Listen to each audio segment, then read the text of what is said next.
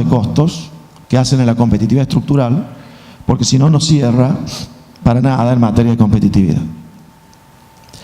En lo local, Córdoba tiene, por su situación geográfica, alguna desventaja natural en costos de transporte. Los empresarios se quejan también mucho de los costos de transporte, de logística. Argentina, al estar en el centro, para salir por los puertos de Rosario y de Buenos Aires, tiene desventaja respecto de Buenos Aires, de Santa Fe o de la capital federal. Ahí tienen algún ejemplo del área agroindustrial del Hieral.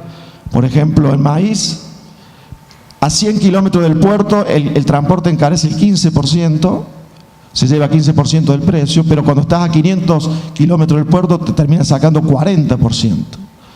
De manera que Córdoba ahí tiene algunas desventajas, por ejemplo, contra la producción agropecuaria cercana al puerto de Santa Fe. El problema del costo del transporte es un problema general de Argentina, lo que ocurre es que en este caso Córdoba tiene desventaja por su ubicación. Diferente sería la salida hacia el Pacífico, cuando esté funcionando el puente de Aguas Negras, el túnel de Aguas Negras, Córdoba ahí va a tener una ventaja con respecto a estas provincias que están más hacia el litoral, ¿no? Pero para la salida por el Atlántico tenemos este problema.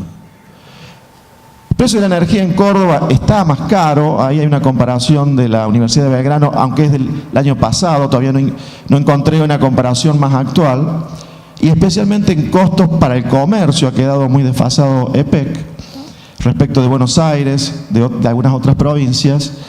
Ocurre que mientras estaba subsidiado el precio en la generación, EPEC Córdoba fue una de las pocas provincias que fue subiendo mucho el precio para la distribución, aprovechando que estaba baja la generación. Ahora que empieza a subir el precio para la generación por la reducción del subsidio, queda evidente lo que estaba pasando con la distribución. Queda expuesto el problema. Por ende, a partir de ahora el PEC va a tener que mejorar mucho en eficiencia, si no nos va a generar un grave problema de competitividad a los cordobeses. El precio de los combustibles entre provincias, la mayor diferencia está entre Capital Federal, entre las provincias grandes, ¿no? Con Capital Federal y con Mendoza, pero Córdoba ahí tiene precios parecidos a Buenos Aires, a Entre Ríos, a Rosario. Tiene que ver ahí con los costos de transporte seguramente. No sería uno de los problemas más importantes. Y el ingreso bruto, que Daniel también algo se refirió, uno de los centrales problemas es que se graba en industria, además de que se volvió a grabar industria, cuando en los 90 se había eliminado ingresos brutos para el sector industrial y para la construcción y algunos otros, se volvió a imponer el impuesto. Córdoba paga un 0,5, similar a Santa Fe, a partir de cierta facturación. La verdad que hay otras provincias donde la industria, a partir de cierta facturación, pagan más, de 0,5. Lo más grave es lo que se llama aduanas interiores, es decir, cuando se cobra alícuotas diferenciales a la industria que no tiene planta en alguna provincia en particular. Ahí las alícuotas pueden ir al 4, 4,5%, donde ya hay fallos que empiezan a jugar en contra y que seguramente se trata de un esquema que va a haber que desarmar. Pero en ingresos brutos esto es lo más urgente, lo que ocurre con la industria y también lo que ocurre con los agentes de retención, de percepción, de recaudación, que hacen que haya abusos en muchas provincias, se retiene de más, quedan saldos a favor, se percibe de más, que después no se pueden recuperar fácilmente.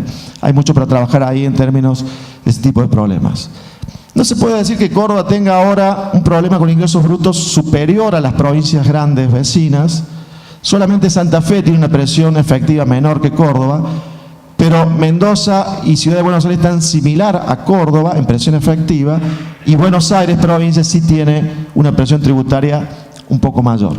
Esto no quiere decir que no sea un problema, porque todas las provincias fueron subiendo las alícuotas del 2007 en adelante. O sea, es un problema de todas las provincias que deben hacer algo con ingresos brutos, aunque no se pueda decir que Córdoba acá tenga un costo diferencial a otras. Y ya para terminar, algunas reflexiones finales. Hay dos graves problemas en Argentina: déficit fiscal en la macroeconomía y escasa competitividad. Un problema lleva al otro o agrava al otro. El déficit fiscal, que se cubre ahora con endeudamiento externo, antes se cubría más con emisión monetaria. Ese endeudamiento externo hace que entren divisas del exterior, esas divisas van al mercado de cambios y aprecian el tipo de cambio, ¿no? Es decir, problema fiscal agrava el problema de la competitividad cambiaria.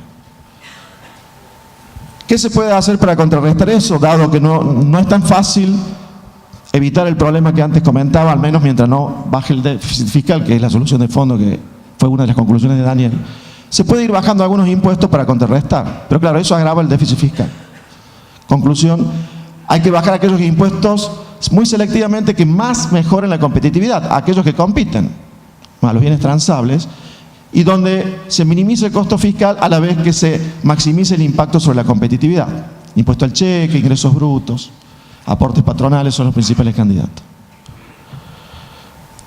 Se puede reducir el déficit bajando los subsidios económicos, pero eso agrava el problema de competitividad, como recién decíamos. Se puede hacer más obra pública, de hecho se está haciendo para, con mejor infraestructura, bajar los costos de transporte y otros, pero eso agrava el problema del déficit. O sea, es un círculo vicioso del cual hay que salir mejorando ambos aspectos, no solamente uno, y eligiendo muy bien los instrumentos que se vayan usando para, repito, minimizar el costo fiscal de las medidas, pero maximizando el impacto sobre la competitividad. Dijimos que la competitividad tiene que ver con lo cambiario y con lo estructural. Aquí yo voy a dar un ejemplo sobre el costo salarial, sobre lo cual también se refirió bastante Daniel Artana. El costo salarial unitario en dólares, que es lo que vale para comparar con otros países. Eso surge de una fórmula, de un cociente, que es tener en cuenta en el numerador el salario nominal en pesos, en el numerador otros costos salariales como los impuestos al trabajo, los costos que se derivan de la industria del juicio laboral y otro tipo de regulaciones que son muy importantes en algunos sectores en particular, en el numerador también, y en el denominador la productividad laboral y el tipo de cambio que sirve para pasar el costo en pesos al costo en dólares. Si el costo laboral está alto en Argentina, como ya demostramos que está, y para poder competir hay que bajar el costo laboral unitario en dólares, quedan algunos pocos caminos.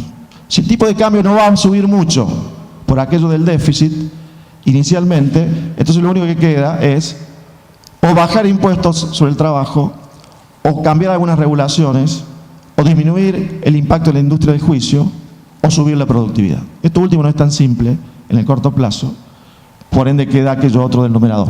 Si no hacemos eso, con el tiempo, de acá a algún tiempo, nuevamente va a tener que subir el tipo de cambio lo suficiente para bajar de nuevo el salario en dólares, o el costo laboral en dólares, para hacer el trabajo que no han hecho en los otros rubros. En definitiva, cuando se sube cada una cierta cantidad de años mucho el tipo de cambio, lo que se hace con eso es bajar el costo laboral en dólares por no haber trabajado sobre todo aquellos otros aspectos que hacen al problema. Yo diría que acá hay que hacer lo que hizo Piñera en Chile, que es poner a los funcionarios a trabajar en cada área que hace que estemos desfasados en materia de competitividad, un plan para mejorar cada una de esas áreas en un determinado tiempo y responsabilidades para los funcionarios a cargo. Argentina tiene un problema importante de competitividad cambiaria y estructural especialmente. Ahora con la suba de los costos de la energía eso se va a agravar. Va a haber que intentar reducir otro tipo de costos para compensar, porque está difícil que el tipo de cambio pueda compensar rápidamente. En el caso de Córdoba presenta desventajas especialmente en la energía, pero yo creo que no hay que hablar de un costo Córdoba solamente, sino que hay un costo argentino, y cada provincia, cada municipio y la nación se tienen que preocupar por ver cómo aportan para darle más competitividad a la economía, que nos permita exportar más e invertir más, que es lo que nos va a hacer crecer en el futuro. Los tres niveles de gobierno, repito, deben trabajar en esto. De lo contrario, vamos a tener que corregir más adelante con el tipo de cambio, como otras veces se ha hecho, y sabemos que eso termina sobreactuando sobre los costos laborales.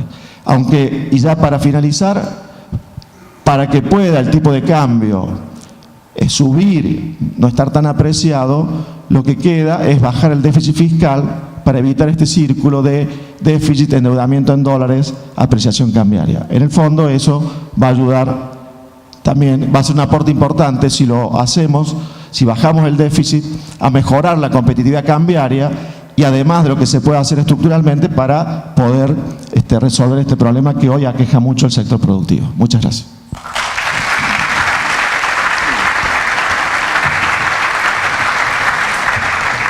Gracias, Daniel, gracias, Marcelo. Vamos a buscar el cierre a esta jornada con el economista Ricardo Arriazu. ¿Dónde está Arriazu? Es el titular de la... Aquí viene. Ricardo Héctor Arriazu, además de economista, socio fundador de Arriazu y Asociados, además de su actividad académica como profesor, fue director ejecutivo alterno del Fondo Monetario Internacional, asesor de la Presidencia del Banco Central de la República Argentina y del Ministerio de Economía y asesor económico de numerosas empresas e instituciones. ¿Va a ser con...?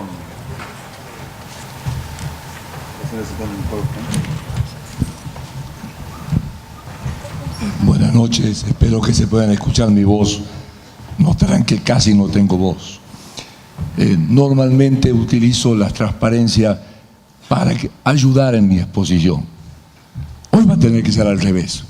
Las transparencias van a tener que hablar por sí solas. Yo siempre digo que no se puede hablar de la economía argentina sin ver qué pasa en el mundo. Yo voy a comenzar con el mundo. ¿Qué pasó?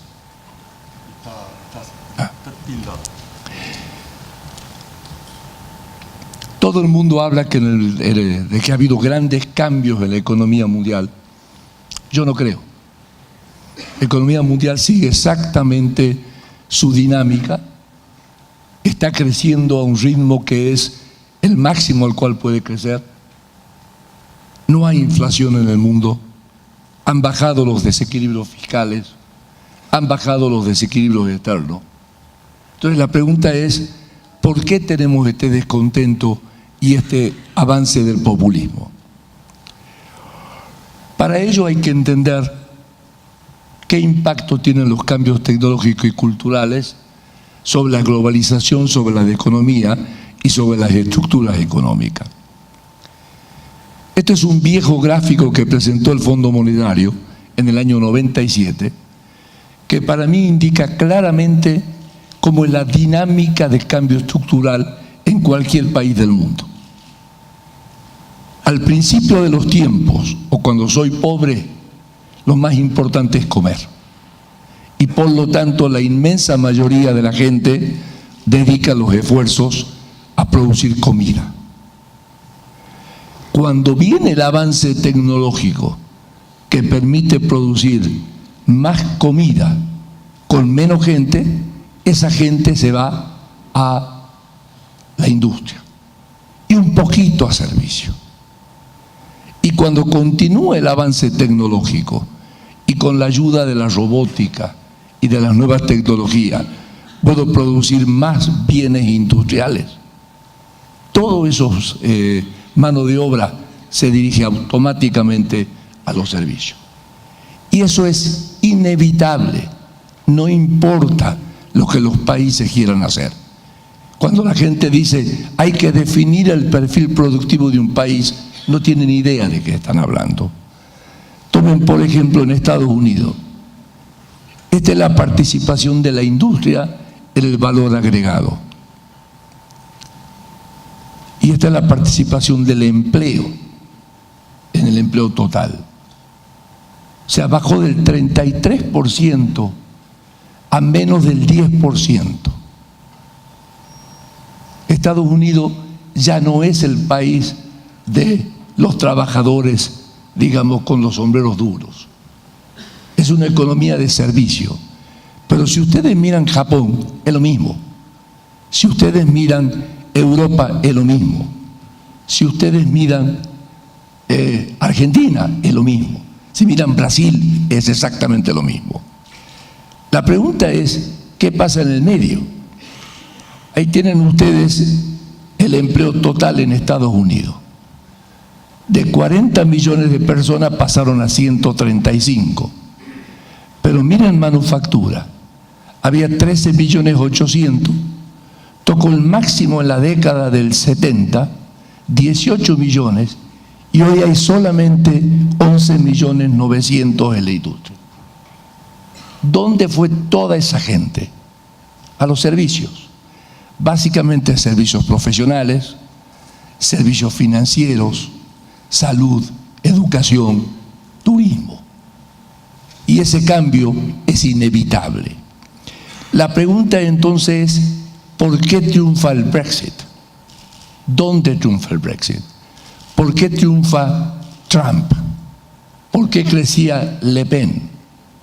¿Por qué Podemos en España?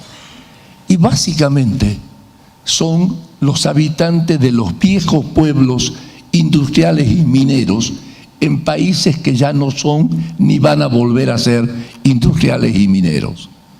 Y por lo tanto, la mayoría logró irse, logró reubicarse, porque estas profesiones ya no están en el medio de Estados Unidos, están en los costados.